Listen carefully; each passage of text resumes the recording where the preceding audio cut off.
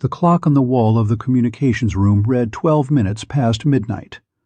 Private First Class Thomas Webb was at his station, which was where radio operators were at 12 minutes past midnight, at the station, maintaining the watch, keeping the communications equipment ready for the traffic that the Third Army's operations generated at all hours, because the war did not observe office hours, and neither did the equipment that served it. He had been on duty since 2000 hours. He would be on duty until 0400. The shift was the shift, and the station was the station, and at 12 minutes past midnight the new code was in effect. The new code had been in effect for 12 minutes. Patton came through the door at 12 minutes past midnight with a message in his hand. He had drafted it sometime in the previous hour, during whatever meeting or briefing or operational review had produced the need to communicate something urgent to a unit or a headquarters, or a command that needed to know it. The message was drafted. The message was ready. The message needed to go. It was 12 minutes past midnight, and the commanding general of the Third Army was in the communications room with a piece of paper and an expectation. Webb took the message. He read it. He looked up at Patton. He said, "I can't send this." The room had the specific quality of a room in which something is about to happen. Patton asked him why. The code it was written in, Webb told him, had expired at midnight. That code was no longer valid. Sending a message on the expired code was a security violation. He would need a new message, drafted under the new code procedures, before anything could go out. Patton looked at him for a moment that the accounts of this incident describe with consistent precision. It was a long moment. Then he went back out through the door. The message went out 2 hours later, under the new code, through the proper procedure. Webb was not disciplined. He was not reassigned. He was not charged with any violation of military courtesy or conduct. He finished his shift at 0400, slept, and returned to his station the following evening. The story of what had happened in the communications room at 12 minutes past midnight moved through the Third Army in the specific way that these stories moved, with precision, with the quality of something that required hearing twice to be believed, and with the consistent detail that marks a story someone was actually there for. If you want more untold stories from World War II, hit that subscribe button. Let me back up a second, because to understand what Webb's refusal actually meant, why it was the correct response to a commanding general's direct request, rather than the most professionally dangerous thing a private first class could do, you need to understand what military code security in 1944 actually was. The Allied communication system in the European theater operated on a fundamental principle that was non-negotiable. Every message transmitted over radio frequencies was potentially audible to German signals intelligence. The radio waves did not distinguish between Allied and German receivers. The message that a Third Army radio operator sent to a Corps headquarters went through the air, and the air was accessible to anyone with the right equipment and the right position. The Germans had the right equipment, and they had the right position, and their signals intelligence operations were sophisticated, persistent, and effective. They were listening. They were always listening. What stood between the message content and German comprehension was encryption. The codes that the Allied communication system used were changed on a regular schedule, daily, at specific hours, by predetermined arrangement, precisely because the value of any single code was directly proportional to the damage that could result from its compromise.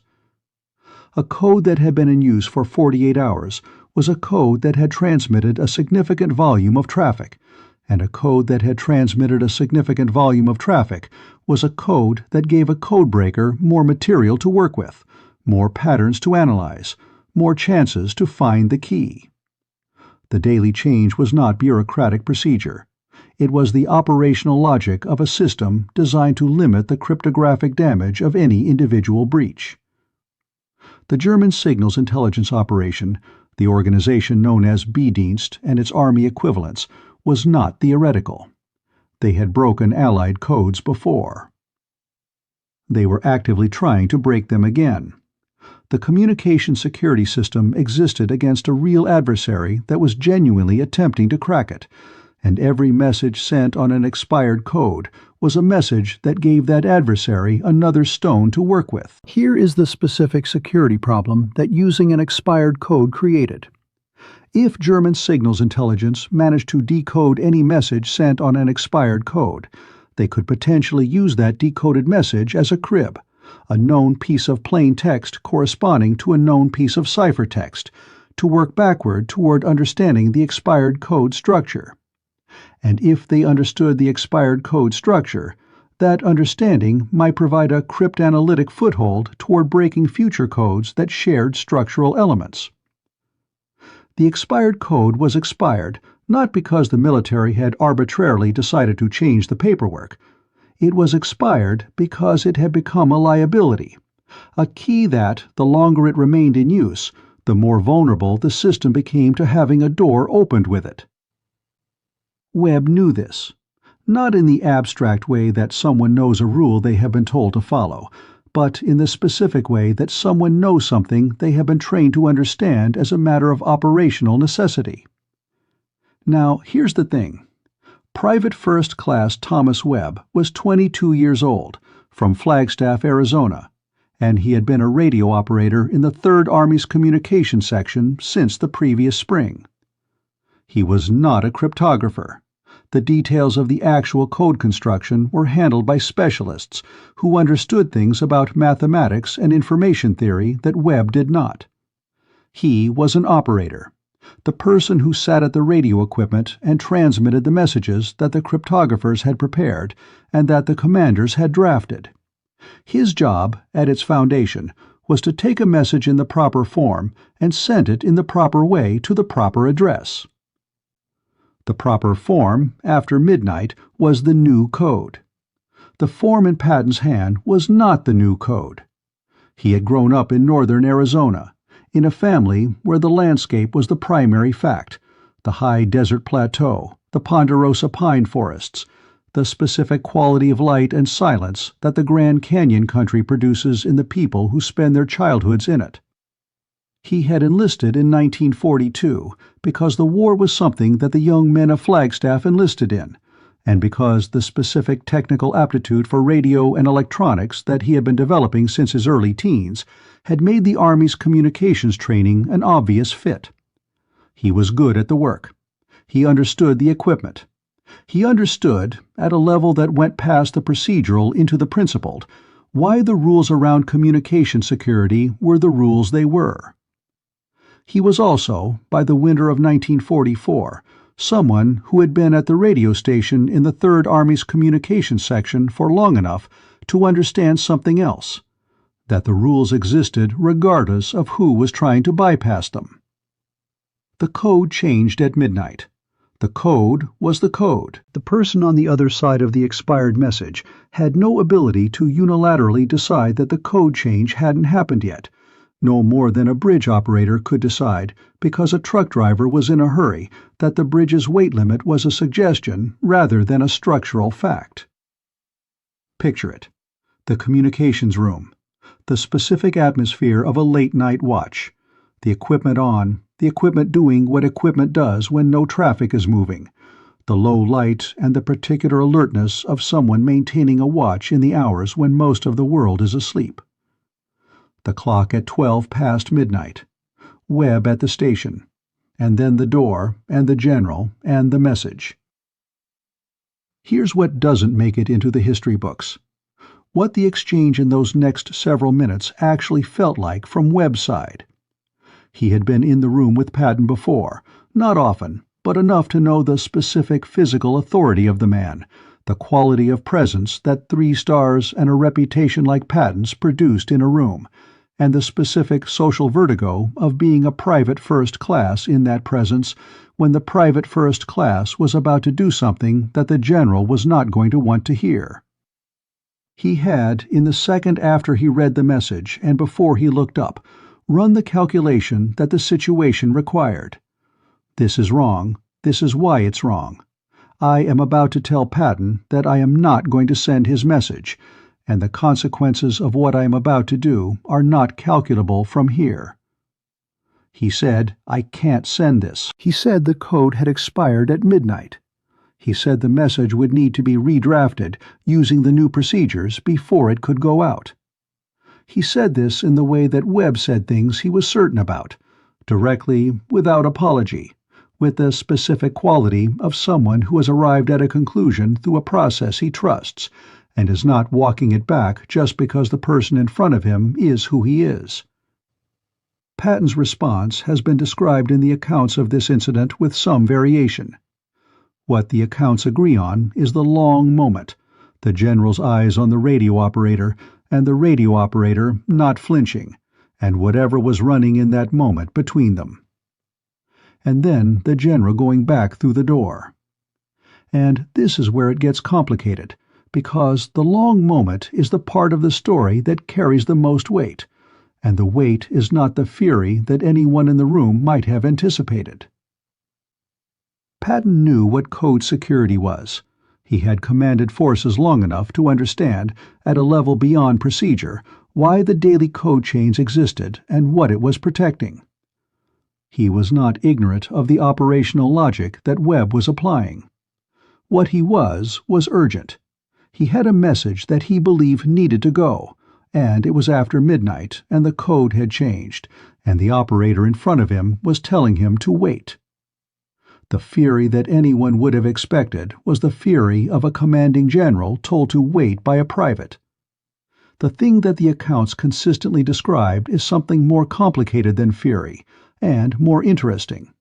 The long moment of a man who has been told something he doesn't want to hear, who knows that the person telling him is right, and who is deciding what to do with those two facts simultaneously. He went back through the door. Stay with me, because what happened in the next 2 hours, and what Webb did not know about what happened during those 2 hours, is the part of the story that tells you what Patton had decided in that long moment.